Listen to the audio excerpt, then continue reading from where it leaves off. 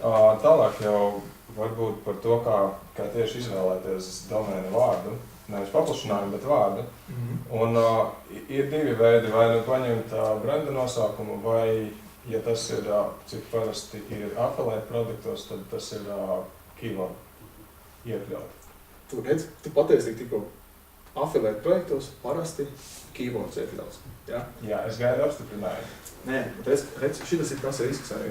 Ja? Kāpēc? Es tagad visiem, kāpēc arī Go Affiliate konferencē es šo teicu. Visi nonāk tik tālu, ka affiliate industrija Latvijā attīstās. Ļoti strauji attīstās. Ja? Un kad es 2-3 gadus atpakaļ teicu, ka no SEO viedokļa, no citu viedokļu varbūt ir labi ielikt domēnā to atslēgvārdu. Ja? Un tas ir kā, forši vai ne. Bet tas bija tajā sākumā, kad nebija neviena affiliate projekta. Ja? Šobrīd ir pagājuši 3 gadi, kopš startējusi pirmā nopietnā partneru programma Latvijā. Un praktiski, es pat nezinu, procentuāli es pat varētu minēt kaut kāds 90% varbūt uz augšu. Affiliate projekti ir ar atslēgvārdiem domēnā. Ja?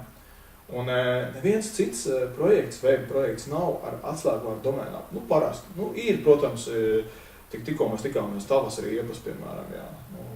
Uzņēmums, kas tirgo riepas, tur iespējams būs arī sadarbība. Vēl tur ir kaut kas, un, teiksim, kur ir tie atslēgas vārdi. Bet parasti ir tā, ka Latvijā šobrīd praktiski visi domēni, kas ir ar atslēgvārdiem, ir savā ziņā affiliate projekti. Jā. Bet tas ir slikts tagad tās tieši tas, ka šobrīd es uzskatu, ka tas nav slikti, teiksim, tas neietekmē rezultāts, bet tas varētu būt tuvākā nākotnē tāds riska faktors, kad apmeklētāji vienkārši automātiski to saistīs ar kaut kādu partneru projektu, ja, un iespējams, ka tas pasliktinās konversiju mājaslapā. Tev redzat, labs turpinājums jautājumu, cik no jūsu klientiem ir izdevies izveidot brendu. Man liekas, tas pats Kompāro ir tīri labs piemērs. Tas ir kind of kā brands palicis. Tur nav tajā domēna vārdā ātrais kredīts, piemēram, bet ir vienkārši Kompāro, kas, savā ziņā pilnīgi nesaistīts. No latīņu valodas, teiksim, paņēms, tās tā kā, viņš tā kā salīdzinās, kaut kas, salīdzināt, jā. Bet man radās iespējas, ka tas brands Kompāro ir viens no retajiem. Ir tā, jā, ir tā. Un tāpēc jau es tagad to saku, jā, jo iespējams, ka daudz affiliate ieklausījās tajā, ko es teicu 2-3 gadu atpakaļ. Protams, arī, ko dara affiliates partners, viņš pastāsta, kā dara top, kā dara labākie, un viņš dara līdzīgi, mēģina kopēt, un, protams, mēģina kaut ko uzlabot, jā, bet viņš arī mēģina kopēt darīt tieši tāpat. Bet es šodien gan gribētu teikt, ka mūsu dzirdēs labi, ja 50 cilvēki, tagad, ko mēs te sakam, jā, un labi, ja no tiem 50 cilvēkiem 2 izdarīs to, ko es saku, jā. Un viens no tiem būs tu, piemēram, jā, kas izvēlēsies nevis atslēgvārdu domēnā, bet mēģinās veidot brendu.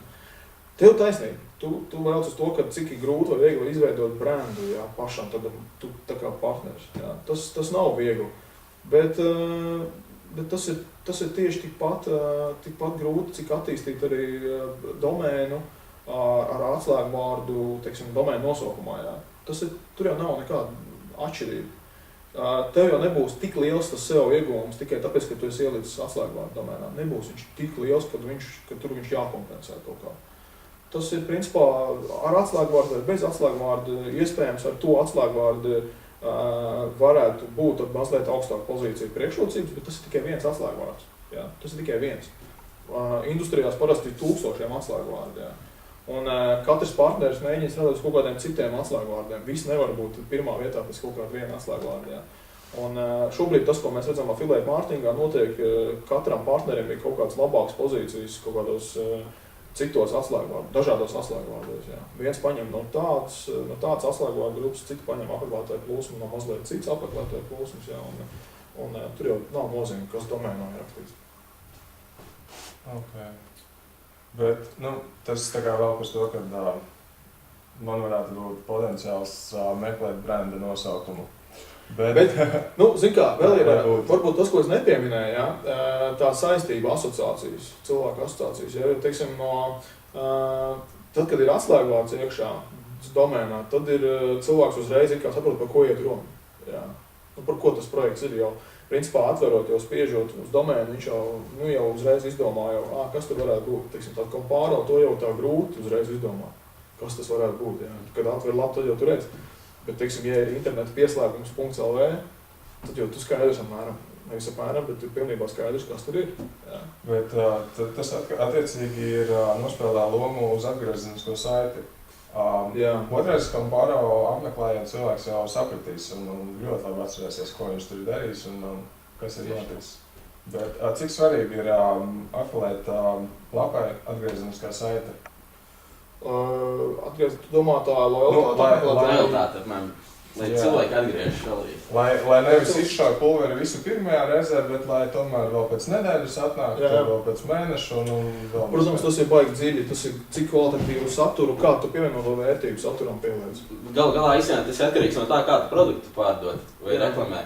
Vai tas ir produkts tāds, kas cilvēkam regulāri jāiegādājas vēlreiz, vai tas ir, ko viņš varbūt vienreiz nopērk, vai pasūta un viņam pēc tam vairs tas nav svarīgi. Jā, ir atšķirīgi, teiksim, tu ir projekts ēdienu piegādē, afiliēt projekts, vai, piemēram, sadzīves tehnikas vai automašīnu tirzniecībā. Ir vai ne? Jūti, Atnāk vienreiz apmeklētājs, viņš nopērk, teiksim, savu afiliēt lapu auto. Kad viņš nākamais, ja tur varbūt sievai vajag auto, tad varbūt atnāks, bet principā jau vairs tā kā nē. Ēdienu piegādē, teiksim, ja ir partneru programma, tu uztaisi savu projektu, tu gribi, lai tev viņi visu laiku nāk, lai nāk, vai ne? Tā lojalitāte ir svarīga. Bet atkal, ja mēs atgriežamies par tiem domēniem runājam, tagad padomā, teiksim, ir afiliētu projekti, piemēram, ēdienu piegāde.lv, pizzas piegāde.lv, ātrā ēdienu piegāde.lv, sushi piegāde.lv, un kaut kā tā. Un tagad ir zīmols, teiksim, kur arī ir afiliētu projekts par ēdienu piegādi, bet viņš saucās, es nezinu, Kompāro vai, kaut kā līdzīgi, Tagad tāds, zīmols izvēlēts. Un tagad tu padomā, teiksim, kur tu labi atcerētos. Viena no tām afiliētu, tur katru bija kāda piegāda. Kas man tur, domēnā, kad tu gribi ievadīt uzreiz pat taisno pārlūku programmā, Tu jau vairs neatceries, tu visi tie afiliētu projekti, tu esi klikšķinājis, jau tur sajaukuši. Bet īstenībā Google mazliet pasaka priekšā, kas ir bijis.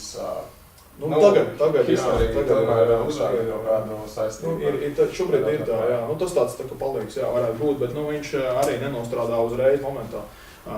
Protams, kad Google atcerās tavu apmeklējumu vēsturi un viņi arī skatās, ko tev draugi iesaka, un tas viss, protams, strādā. Bet, tik un tā.